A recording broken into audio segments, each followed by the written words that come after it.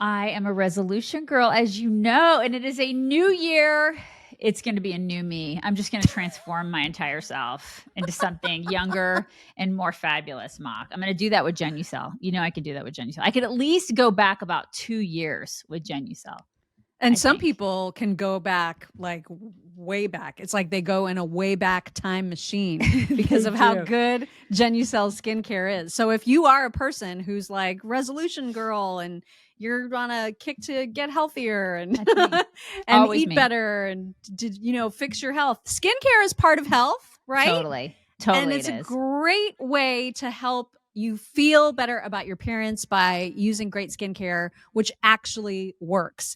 And Genucel can actually turn the clock back 5, 10, 15 years. They've got a compliments guarantee, so you know you're going to look good. And they are still doing a big sale where their most popular package is over 70% off. This is all part of their New Year's sales event. So it's a great time to stock up on all of your favorite Genucel skincare products, which Daisy and I use religiously and have for years. Right. You don't need to F with your face. You can just, for a limited time, you can enjoy their top-selling hyaluronic acid serum. It's included in every single most popular package. So you can do that. Become like youthful again with Genucel. Go to genucel.com/chicks and enter chicks at checkout for extra savings. Every order placed is automatically upgraded to free shipping. Do it today, you guys. Genucel.com/chicks, Genucel.com/chicks.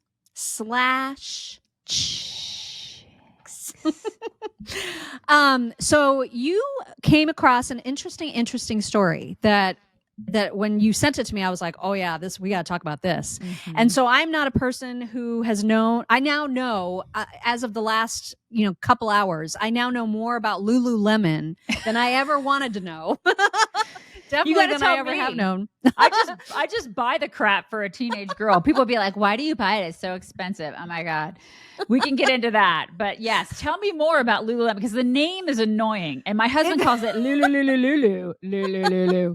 Well, yeah, and I was curious about that because the story that you had found was about the founder and former CEO of Lululemon, a guy by the name of Chip Wilson, mm-hmm. who I had forgotten all the controversy that surrounded him, almost 10 years ago at this point.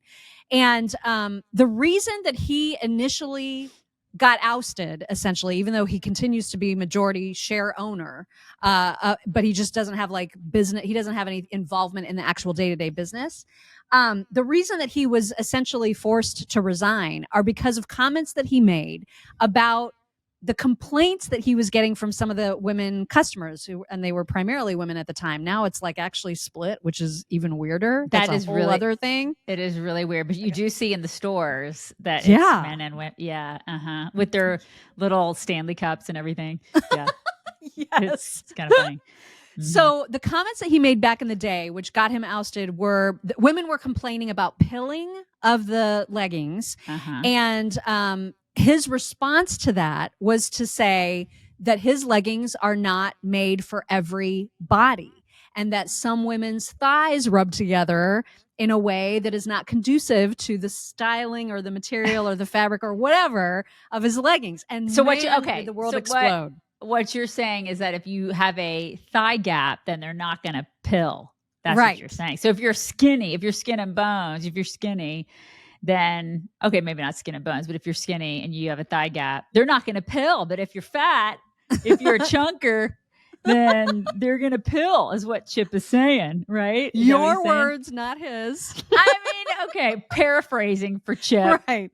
Yeah. And then his apology, he released this big apology video and it was kind of a disaster because he apologized to his employees for the drama, but never apologized to the customer. And then so essentially he was forced out and he continues to be majority shareholder. Well, now he is very outspoken in a number of ways about a number of different things, and he's a controversial figure. But most recently, he's spoken out against his own company, the company he founded, their obsession with diversity, equity, and inclusion. Right. And he's mocking their obsession with it. And I thought that the quote that you had found that he made about branding was so exactly right on, because he said the definition of a brand is that you're not everything to everybody. Mm-hmm. And you don't want certain customers. Right. So now there's like a whole new backlash. Yeah, it's kind of funny. But the new people love that. They love the DEI thing, and they want to shun him. They don't like that. But he founded it, much like we did a podcast, I don't know, about a year ago. You remember that documentary with Abercrombie? They did a whole documentary on Abercrombie and Fitch called White Hot. Oh, that's right. I'd forgotten the name of it. Yeah. Remember, it was called White Hot. And it was about all these, beautiful, basically white, young, muscular, just young adults in these ads. And it was like the prep school kind of look is what these kids were. And they were like, oh my God, we can't have that. Like it sold a ton. I mean, like people wanted the image, and they were going into Abercrombie like crazy. And then it's like, no, we can't have that. They put the brakes on it. They were like, we can't have that. And that affected sales. I mean, it affected a lot of it. It affected the brand, because the brand was that image. And so it's interesting because there's comparison to that. There's comparison to like other, like Victoria's Secret. Victoria's Secret was, remember, like you and I, when we were growing up, we look at Victoria's Secret and or supermodels in general. It's like it used to be, you look at supermodels or just models, and they would be actually pretty and thin. And aspirational. I mean, it's like, I'm not like, I guess there's a time and a place for like plus size models. I get it. But now it's like, you got like Lizzo sized people walking around saying that's a model. I mean, is that a model? Is that like, that's it? That Linda Evangelista and Cindy Crawford and Christy Turlington and all these people are like, are you serious? Like, really? They'd probably never say it out loud though. No, of course they would never say it out loud because it's not politically correct. But they're thinking it like that, because back in the day, a model was a model was a model. But we would look at Victoria's Secret and we would think, okay, the angels were like these beautiful, statuesque, 6 foot tall, thin, legs forever models. And, it's like that was okay, because that was their image. That's Victoria's Secret. It made you want to go in and buy stuff, and you're like, I'm never going to look like that in that outfit. But that was their image, and it's okay to have an image and a brand, and that's kind of what Lululemon is experiencing now. Like they had the brand of fit, like hot yoga mom going in there with her tight ass, and it's like she did have the thigh gap. And that, I think, is what Chip intended for the brand image. And now it's like, no, we want to include everybody, Right. And they're speaking out against him, which is what is so remarkable about this, is that Lululemon now is actually coming out and saying he does not represent our company. Yeah. And I'm like, but doesn't he? Like, your company would literally not exist without him. Yeah. So how do you say that he doesn't represent you? If you just go to their website, of course, they are all about DEI. They're like absolutely obsessed with it. And he just is speaking out and saying, this is, I mean, the wokeness and the DEI stuff is taking a huge hit right now with all the university stuff that's been going on. And so I think that his point was valid, and to see his own company, in which he's a majority share owner, say he doesn't represent our values, I think they're the ones that have forgotten what they are actually all about. Yeah. They're kind of pulling a Roseanne on him. Yeah. They kind of are. He started the whole thing, and he's the one.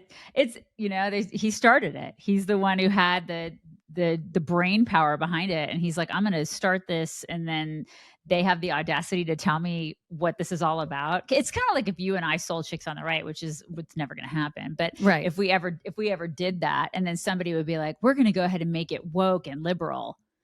What? It's no, because that's not the brand. It's just simply not our brand. But that's precisely what I'm seeing here. And ultimately, I think, okay, well, maybe it will fail, but it's not. I mean, I've read that the athleisure market is estimated to reach $662 billion by 2030, because people want to just dress in yoga pants all the time. Remember? Wow. Yeah. It was like, this is Yeah, remember we got in a fight about yoga pants like years ago, and it was like Yes. yoga pants are bad. Well, it appears that every woman wants to wear yoga pants, and men want to wear yoga pants too, because men I'm are not also comfortable with that. yeah, men are also going into Lululemon and buying yoga pants. It's freaking weird. But it's like this is what they're doing. And then with my daughter's generation, the Gen Zers, it is like kind of a status symbol. Like, you know, we grew up and we had Jordache jeans Or Guess. or Guess jeans, right? Or whatever, Sergio Valente. Or You know, we had Forenza sweaters. oh my God, with the popped collar. You know what I mean? And they were striped and neon. And then we had like our big perm hair. Like we had our own status symbols. Every generation has their brands, right? This generation has Lululemon. It's weird, Mock. It's so freaking weird because all they want to do. I'll go buy jeans for my daughter. She'll buy like one pair of jeans for the school year, and I'm like, for the love of God, just wear jeans. You live in Texas. Because I'm such a jeans girl. I'm such a jeans like rock t-shirt kind of girl. And I'm like, can you just wear a pair? I'm not trying to enforce my style onto you, but could you just maybe once, you look so cute in jeans. Could you just wear jeans? And she'll get a pair of jeans. And the only time she ever wears jeans is on the ranch. These girls wear leggings every single day to school. Wow. And we didn't do that. We never did that. And so but it's middle school, it's high school, and they're expensive. Well, that's what you were telling me pre-show, is that they're like over $100 a pair. It's insane. What in the world? And so what she does is like, I've bought her a couple pair. I will say I have. And people like, go ahead, judge me. That's fine. She's a good kid. I bought her a couple pair. And what she does is she will sell and buy more on Poshmark. So she Poshmarks now. And then she marketplaces and she does, you know what I mean? Like what through us, but like she buys and sells like she'll go to like there are consignment shops around here in the Waco area.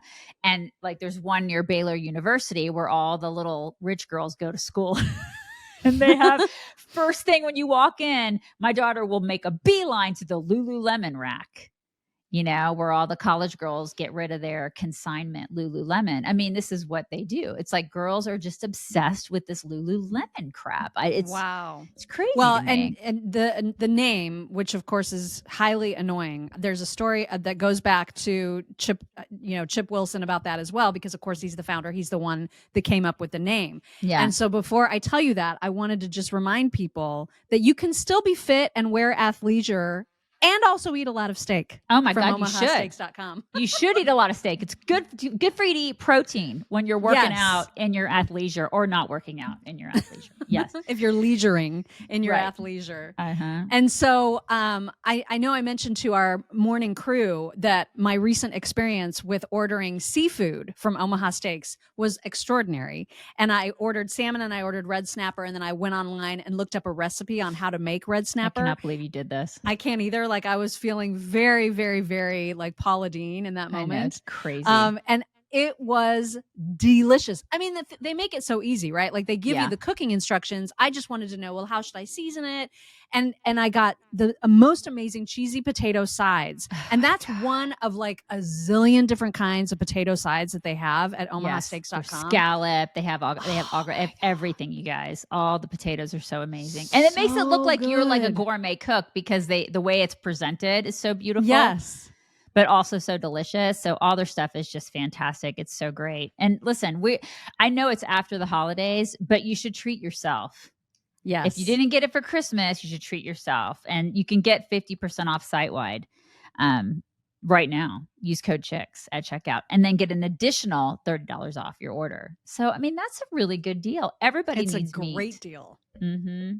Everybody needs meat. And Valentine's Day is around the corner. You can do that for your sweetheart, your honey. I mean, I buy it anyway. I buy it for myself. But if you're into that, like Mock, buy it for your special someone.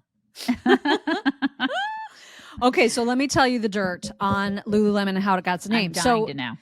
So when he was starting the company and he was in a mode of obviously build the company, get lots and lots and lots and lots of customers, he was thinking internationally and thought Japanese women would be a great market. And he knows that like American brands are super popular in Japan.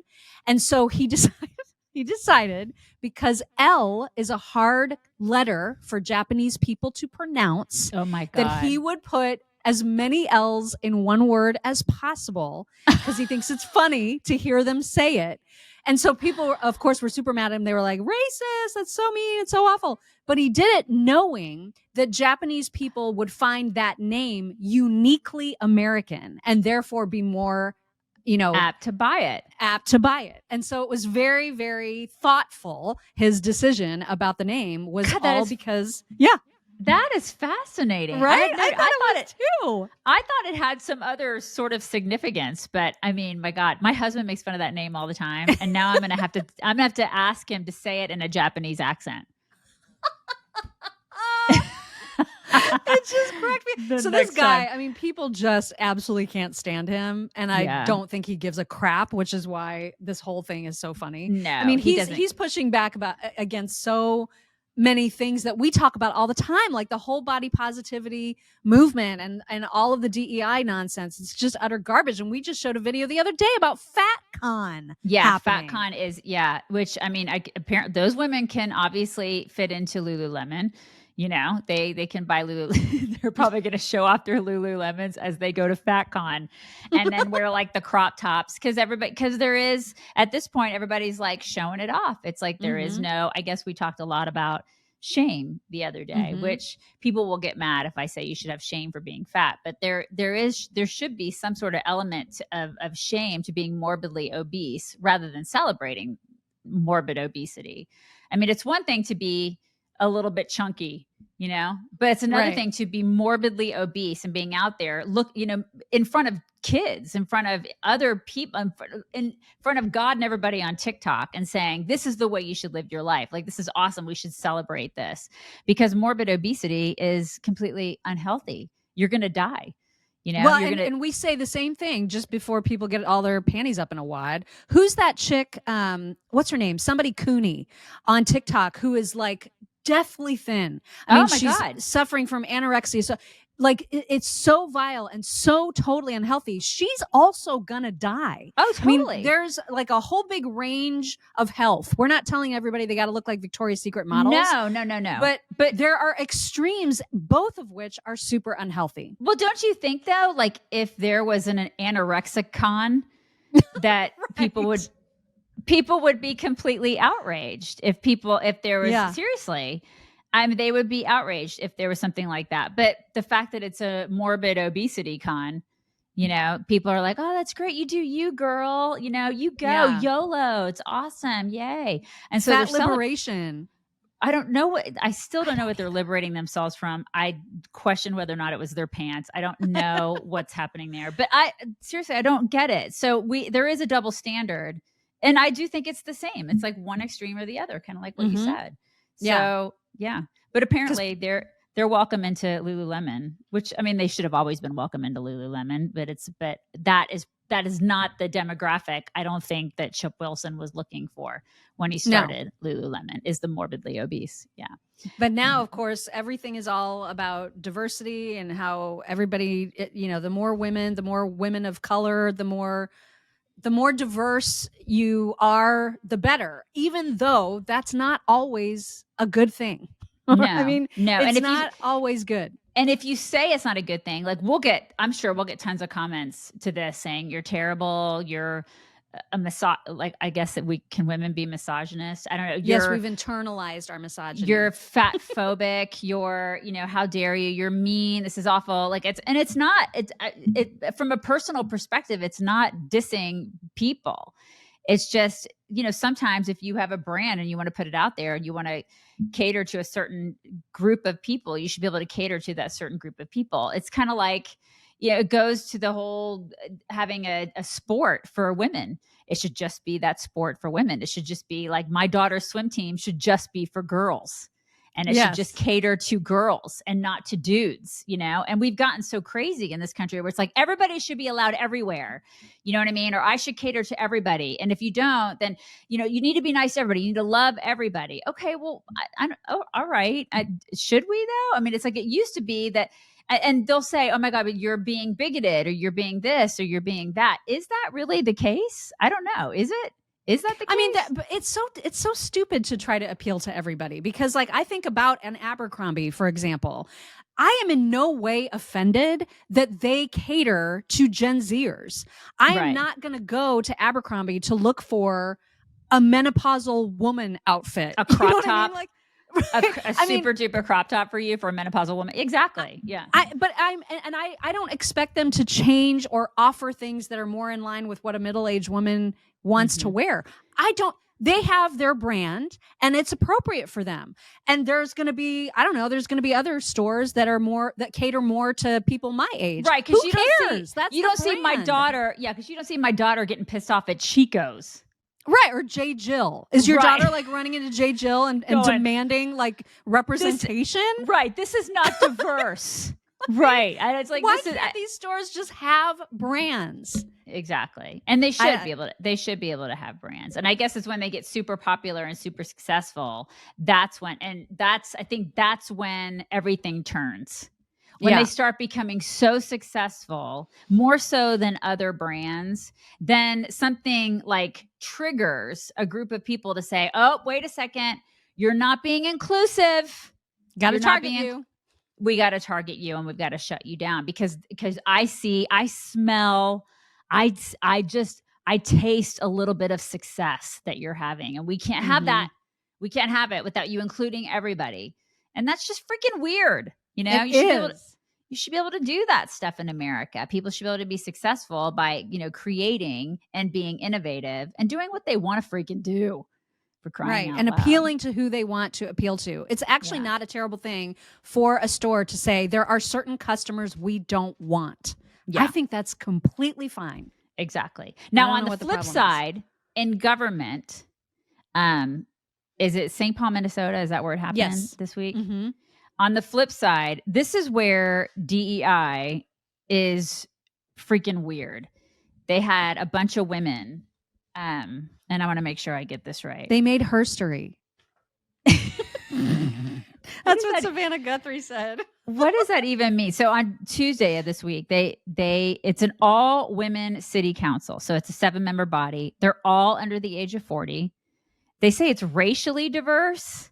Yeah, but we've got video that shows actually the pictures of all of them. So let's go ahead and cue up Savannah Guthrie. I think that's Savannah Guthrie, right? I never remember her name. I know. I think it's her. I think you're talking about it. Yeah. I think you'll like this story. History was made in Minnesota's capital city of St. Paul today, or should we say herstory was made. St. Paul's new city council was sworn in this afternoon, made up entirely of women. And get this, 6 of the 7 council members are women of color, and they are all under the age of 40. 4 of them are new members and say that affordable housing and access to child care are some of their top priorities. Congratulations to them and the people of St. Paul. I am betting that they get some stuff done. I mean, that's where I kind of go, okay, well, in government, that's a totally different story, So it's like, and is this diverse? Is this what they intended with diversity and inclusion when you have all women? And I think St. Paul is it's a city with over 300,000 people living there. Oh, okay. I wasn't sure about the size of it. Yeah, so that's a pretty decent size. You've got what? How many did I say? There were 7-member body of the city council. So, I mean, that's 32% of municipal office holders across the country are women. So this is an anomaly for sure. Oh, definitely. I mean, that's why it's herstory. It's so clever. So ridiculous. It's so clever. But I would not want to work with them. I got to have some balance. I need to have, balls. Just some balls. And some testosterone. In the office, man. I know. It's like, can you imagine? This is the thing. I know. I would not want to be part of that working team either. Because I imagine them choosing like what to have for lunch. You know what I mean? Like we can never make decisions. No, we can't.